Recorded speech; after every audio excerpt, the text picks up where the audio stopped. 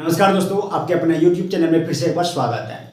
आज हम खुद के बारे में बताएंगे कि हम एएलपी का तैयारी कैसे किए हैं और क्या मेरा टारगेट सिर्फ एएलपी ही था, ठीक ना। तो आइए उसको ढंग से जानते हैं और हम उम्मीद करेंगे कि आप लोग उसी तरीके से, उसी मेथड से अपना तैयारी आगे बढ़ाएंगे, क्योंकि आपको अभी अगर पूरा वीडियो एंड तक देखेंगे आपको पता चलेगा कि ये जो फार्मूला है कितना सटीक और सही है। इससे आप कितना एग्जाम को क्रैक कर सकते हैं। पहले हम खुद के बारे में बताते हैं कि हम तैयारी आखिर किया कैसे, ठीक ना। तो आइए देखते हैं। देखिए, ये जो था मेरा डेली का रूटीन था, ठीक ना। हम इसको डेली फॉलो करते हैं। जैसा कि हम हमेशा आते हैं, जब भी पढ़ाते हैं आप लोगों को, हम हमेशा बोलते हैं कि आप लोग जो रूटीन बनाइए, ऐसा रूटीन बनाइए कि ताकि उसको आप डेली फॉलो कीजिए, ठीक ना। आइए देखिए कि इसमें हम करते क्या थे। डेली रूटीन मेरा क्या था। देखो, हम सवेरे, जैसा कि हम बोलते हैं कि हम सवेरे 5 से 6 आप लोग को करंट पढ़ रहे हैं, इसलिए बोलते हैं क्योंकि हम 5 से 6 करंट अफेयर पढ़ते थे, ठीक ना।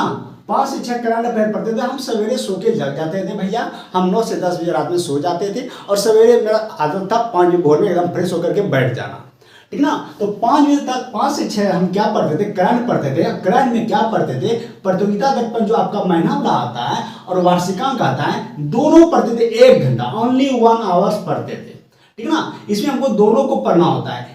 अब हम क्या बोलते हैं, जैसा कि प्रतियोगिता दर्पण तो महीना का आता है, महीना का आता है तो हमको एक दिन में नहीं पढ़ना है या तो 10 दिन में नहीं पढ़ना है जिसके कारण हम डोज बढ़ा लेंगे, ऐसा तो नहीं करना है। क्या करना है, डोज को कम करना है, थोड़ा थोड़ा करके पढ़ना है, क्योंकि हमको 1 महीना तक ले जाना है और 1 महीना में ना 2 से 3 बार खत्म हो जाएगा, ठीक ना। थोड़ा थोड़ा करके पढ़ना है उसमें। और ये वार्षिकांक में भी थोड़ा थोड़ा करके पढ़ना है। और इस तरह करके अगर पढ़िएगा ना डेली 1 घंटा, 1 महीना में वार्षिकांक भी खत्म हो जाएगा। हम कौन कौन सा बुक पढ़ते थे, एक स्पीडी का करंट आता है वार्षिकांक, वो पढ़ते थे, प्लेटफॉर्म का भी पढ़ते थे। यही 2 था, इसके अलावा कोई और तीसरा नहीं था मेरे पास, ठीक ना।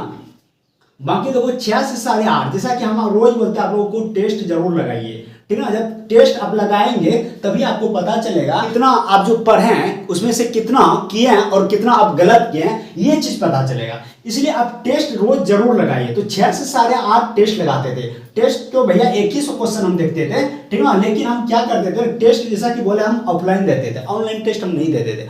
ऑफलाइन टेस्ट जाते थे। हम लोग का एक जो मतलब ग्रुप था, 250-300 कैंडिडेट था, जाते थे वहाँ टेस्ट लगाते थे। उसी टेस्ट में मेरा जो रैंकिंग रहता था 1 to 10 रहता था, यानी कि अंडर 10 ही रहते थे, ठीक ना। अंडर 10 ही रहते थे, कभी 1 पे भी आते थे। ये मेरा रहता था स्कोर। और 6 से 8:30 टेस्ट लगाना होता, क्योंकि जाना होता था, जाने में 15 मिनट लगता था, आने में 15 मिनट लगता था, 1 घंटा का टेस्ट चलता था। तो कुल मिला के देखा जाए तो मेरा 2.5 घंटा लमसम खत्म हो जाता था, यानी 8:30 बज जाता था, ठीक ना। और उसको फिर एनालिसिस, जैसा कि बोलते हैं हम एनालिसिस जरूर कीजिए, क्योंकि देखिए 100 क्वेश्चन अगर आप टेस्ट लगाते हैं, आप ऑनलाइन लगाइए ऑफलाइन लगाइए, आपको तो इसमें 100 आप सही नहीं कर पाते हैं, जरूर है उसमें आपका गलत होता है, कुछ छोड़ भी देते हैं जो आपसे नहीं बनता है। देखिए आपका स्कोर कब बढ़ेगा, जो आप जान रहे हो वो तो आप कर ही रहे हैं, वो रोज कर रहे हैं और एग्जाम में अगर आएगा वो भी करेंगे। लेकिन जो आप 60 क्वेश्चन किया उसमें 40 क्वेश्चन छोड़े हैं, तो वही तो आपका नॉलेज है ना, तो वही तो आपका सीखने का चीज है ना, वही 40 क्वेश्चन सीखने का चीज है। अगर उसमें से उस 40 का आप एनालिसिस नहीं करेंगे तो टेस्ट लगाने से क्या फायदा, बताइए। क्यों हम टेस्ट लगाएं। टेस्ट लगाने का मतलब होता है कि आप उसको जरूर देखिए जो क्वेश्चन आपसे छूट रहा है, ठीक ना। इसीलिए टेस्ट लगा के एनालिसिस हम करते थे। और ये एनालिसिस जो करते थे उसमें से हमको 30 मिनट लग जाता था। टेस्ट का एनालिसिस करने में हमको 30 मिनट लग जाता था। 30 मिनट क्यों लगता था, देखो इसमें मैथ और रीजनिंग हमको नहीं देखना पड़ता था। इक्का दुक्का कभी काल ऐसा बहुत अल्टर क्वेश्चन आता था तो देखना पड़ता था, ठीक ना। बाकी उसमें जो जीके था, देखो जैसा कि बोलते हैं जीके समंदर है, जितना पढ़ो उतना कम पड़ेगा, ठीक ना। खंगालते जाओ आपके लिए हमेशा नया ही आएगा। लेकिन हर चीज़ का एक एरिया होता है। जब आप रेलवे का तैयारी करते हैं तो रेलवे का जीके आपको पता है, आपके पास जो बुक है उस हिसाब से आप तैयारी कीजिए, ठीक ना। तो जीके और जीएस में भी हमको टेंशन नहीं, जीएस हम बांध देते हैं, कैसे क्या तोड़ना, क्वेश्चन को कैसे बनाना है, क्या पूछेगा, ऐसा ही यूनिट हाँ फार्मूला या आपका न्यूमेरिकल जो भी आता है, ठीक ना, वो हम कर लेते थे, उसमें हमको दिक्कत नहीं होता था। दिक्कत कहाँ होता था, जीके में। जीके तो आप लोग को भी दिक्कत होता होगा, ठीक ना, और सबको होता है। जीके बहुत ऐसा मतलब कि है जो आपको याद नहीं रहता है, या बहुत ऐसा जीके है जो आपके सामने रोज नया नया देखने के लिए मिलता है। तो उसमें से जो जीके रहता था उसको हम बढ़िया से पढ़ लेते थे, ठीक ना, ढंग से याद करते थे उसको। और टेस्ट जो रहता था उसको हम अपने जहाँ हम सोते थे ना उसी के पास रखते थे। क्यों रखते थे उसको उस जगह कि जो जब हम अगले दिन टेस्ट देने जाते थे, जो वो टेस्ट लेकर के आते थे, उसका एनालिसिस करने से पहले वो जो हम जीके पढ़े थे, जो क्वेश्चन उसमें हमसे नहीं बना था, उसमें हम टिक लगा के रखते थे, उसको एक बार पहले पढ़ लेते थे, पढ़ के उसके बाद उसको परमानेंट रख देते थे। उसके बाद जो आज का लेके आए थे उसको हम देखते थे। इस तरह से हम जीके का एनालिसिस यानी कि टेस्ट का एनालिसिस करते थे, ठीक ना। और रहा उसके बाद देखो कितना बज गया, 8:30, 8:30 यानी कि आपका आधा घंटा इधर चला गया।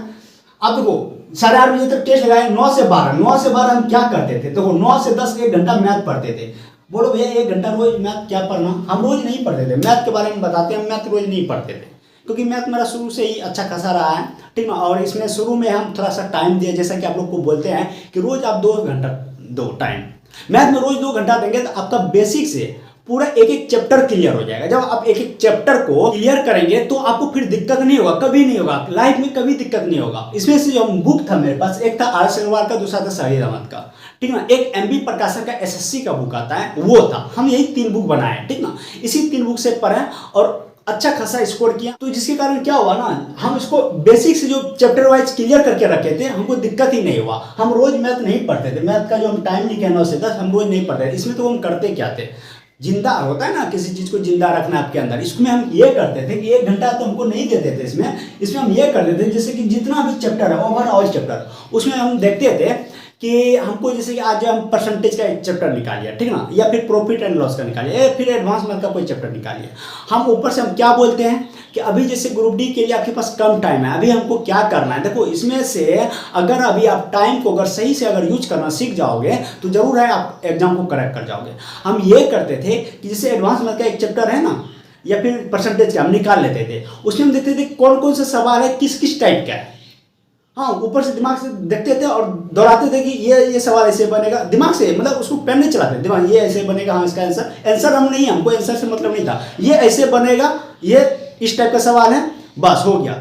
हाँ, ये हम भूल तो नहीं रहे, बस परसेंटेज जैसे एडवांस में बहुत सारा फार्मूला है, देखते थे हाँ इसका फार्मूला ये होता है, हाँ ये ऐसे बनेगा, इसका आंसर आ जाएगा। जहाँ थोड़ा सा भी हमको डाउट हो जाता है, नहीं ये फार्मूला मेरे दिमाग से हट रहा है, या फिर ये सवाल हमसे नहीं बन रहा है, ये किस टाइप का सवाल है, हम उसको बना देते थे और उसको हम टिक कर देते थे, क्योंकि उस टाइप के सवाल कभी फिर जब आ जाए मेरे सामने तो हमसे छूटना नहीं चाहिए। हम ये करते थे, ठीक ना। और इसी कारण मैथ आज भी अच्छा है, और 1 घंटा मैथ डेली नहीं पढ़ते थे, जिसके कारण यहाँ मेरा टाइम बचता था, ठीक ना। जैसा कि बोले 30 मिनट रीजनिंग पढ़ते थे, 30 मिनट रीजनिंग भी रोज हम नहीं देखते थे। रीजनिंग सप्ताह में 1 से 2 बार देख लेते थे, काफी थे, कहीं मैथ और रीजनिंग एक ही है। इसमें से पजल सब होता है, थोड़ा सा अलग होता है, पजल सब बनाइए, ठीक ना।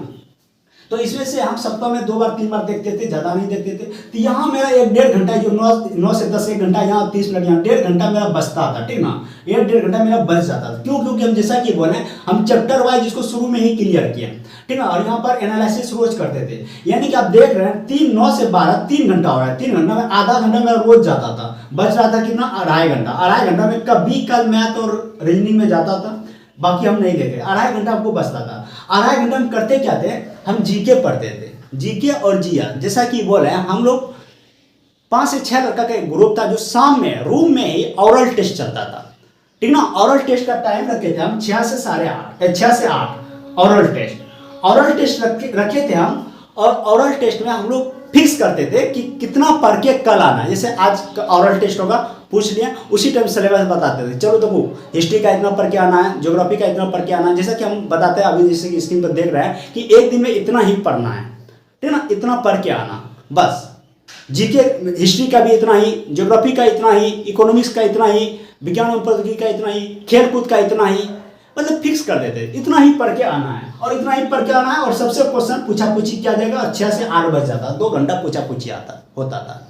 इसमें से हम लोग 30 नंबर पासिंग मार्क्स रखते थे कि 30 नंबर से जिसको कम आएगा वो फेल समझा जाएगा, और उसके ऊपर 10 रुपया फाइन लगेगा। 10 रुपया क्या लगेगा, फाइन लगेगा।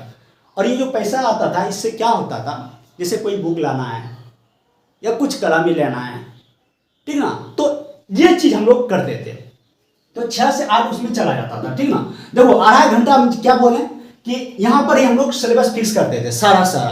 तो उसको उनको पढ़ना कब है भैया, पढ़ना उसको है ना। तो 2.5 घंटा यहाँ टाइम मिलता था, यहाँ पढ़ लेते थे। उसके बाद वो 12 से 3 क्या करते थे, खाना बनाना पड़ता था खुद से। उसके बाद खाना भी है और सोना भी है, यानी नहाना खाना सोने का टाइम था ये 12 से 3, ये काम था मेरा, ठीक ना। उसके बाद जब सो के जग जाते 3 से 6 फिर वही जीके जीएस पढ़ते थे। क्या पढ़ते थे? यहाँ तो अढ़ाई घंटा में तो पूरा नहीं होगा ना। अभी जो हम लोग देखो ऑल ओवर, हम क्या बोलते हैं, ऑल ओवर प्रत्येक दिन सिलेबस को फॉलो करना, और वो फॉलो करने के लिए ये टाइम बहुआ देना पड़ेगा आपको, तभी आपसे एग्जाम निकलेगा। वरना आज के डेट में तो बिल्कुल भी नहीं, आप भूल ही जाओ कि आपसे एग्जाम निकलेगा, ठीक ना।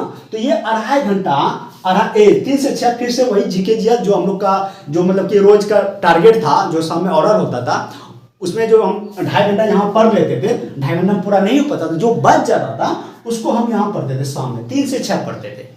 इससे क्या होता था, टोटल पर डे क्लियर होता था चैप्टर। और 1 महीना बाबा, 1 महीना आप ये रूटीन बना लो, 1 महीना आप कर लो, आपका आराम से सोल्यूशन खत्म हो जाएगा, आराम से मैथ खत्म हो जाएगा, आराम से रीजनिंग खत्म हो जाएगा, आराम से आप करंट अफेयर अच्छा खासा स्कोर कर पाओगे। 15 पूछेगा ना, हम 100% लिख के देंगे, 15 में से आप जरूर 12 करके आएंगे, 15 में से 12 जरूर करके आएंगे आप, ठीक ना। ये रूटीन को अगर आप लेके चलेंगे तो, और हम ही नहीं, इस रूटीन के अनुसार जितना लड़का चला, मेरे जो ग्रुप में आज कोई भी लड़का वहाँ नहीं है, कोई टेक्नीशियन में है, कोई ग्रुप डी में है, और कोई एलपी में है, यानी कि सब रेलवे में ही है, कोई आरपीएफ में भी चला गया। तो ये चीज करो आप। और जहां भी आप टेस्ट लगाते हैं, अगर आप 1 से लेकर 20 तक आते हैं, अगर 300 लड़का में टेस्ट लगा रहे हैं, 300 लड़का में 250 से 300 लड़का के बीच में आप टेस्ट लगा रहे हैं, और अगर आप स्कोर 1 से 20 आ रहा है अंडर, यानी कि आपका जो रैंकिंग रहता है 1 से 20 हो रहा है, तो जरूर है कि आप एक अच्छे स्टूडेंट हैं और आपसे एग्जाम निकलेगा। ये भी मेरा देखा हुआ है। सारे जितने कैंडिडेट थे हम देखें 1 से 20 आता था, आज कोई वहां पे नहीं, आज सारे लड़के ज्वाइन हैं।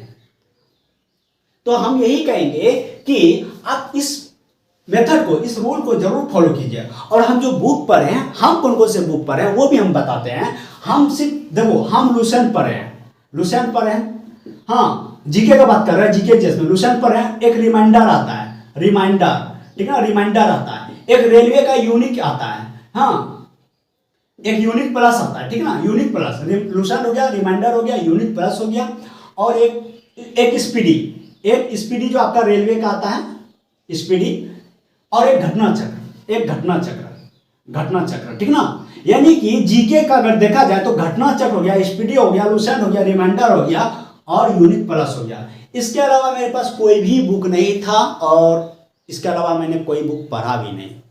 यही चीज पढ़े हैं, और आप लोग भी पढ़िए। मैथ में अगर देखा जाए, मैथ का मेरे पास अरब सवाल सगीद अहमद थे, जैसे शुरू में ही बताया भैया, इतना ही बुक था और इसी से पढ़े। हमको लगता है ना, अगर इसको ढंग से आप पढ़ लेंगे ना, जैसा कि बोले, आप आराम से एग्जाम करेक्ट कर जाएंगे। लेकिन आपको इसको फॉलो करना पड़ेगा। ये चीज़ जो हम बताएं अभी, ये चीज़ आप जरूर फॉलो कीजिए, वरना आज के डेट में एक सीट पे 100 स्टूडेंट बैठने वाला है, और 100 को रौंदने के लिए तो आपको तो चक्रव्यूह तो रचना पड़ेगा ना। उस चक्रव्यूह को रचने के लिए आपको हम बता दें कैसे रचना है। आप इस चक्रव्यूह में को रचो, आप इस रूल पे काम करो।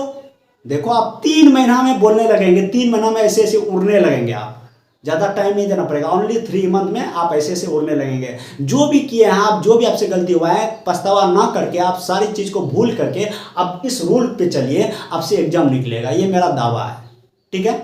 उम्मीद करेंगे आप लोग को समझ में आया होगा ढंग से, और यही कोशिश करेंगे कि आप लोग अगर सच में जॉब ले, जिस स्टूडेंट को जॉब लेने का मन होगा, जरूर इस मेथड को अपनाएंगे। वरना आप लाख कोशिश कर लो, करते रहो 2 घंटा मैथ का क्लास, करते रहो 4 घंटा रीजनिंग का क्लास, करते रहो, लगाते रहो कोचिंग का चक्कर। हाँ, घर कोचिंग करते रह जाओगे, कुछ नहीं होगा, कुछ नहीं मिलने वाला है। आप बीच में रह जाओगे, ना इधर का ना उधर का। हाँ, इसलिए इस मेथड को फॉलो करो, और ज़्यादा से ज़्यादा स्टूडेंट तक शेयर करो, ताकि प्रत्येक स्टूडेंट तक ये वीडियो पहुंचे। और चैनल को पहली बार विजिट करें, सब्सक्राइब जरूर कीजिए। मिलते हैं नेक्स्ट वीडियो, तब तक के लिए जय हिंद।